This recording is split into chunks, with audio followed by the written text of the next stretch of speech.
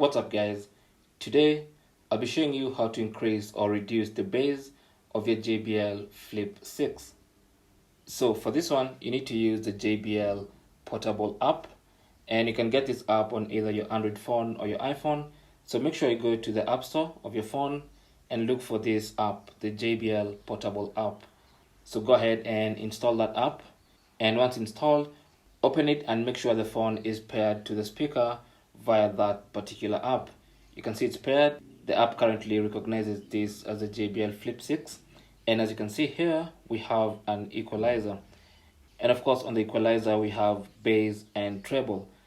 So as you can see, by default it's a flat line, but if you want to, you can increase the bass from this side and increase it even a little bit more, or if you want to reduce, you can reduce it from here or reduce it even more. You can do the same also for treble.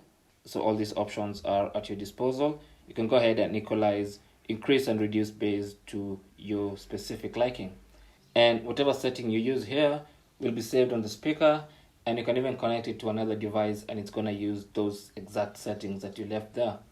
And that's basically how to adjust the bass on your JBL Flip 6.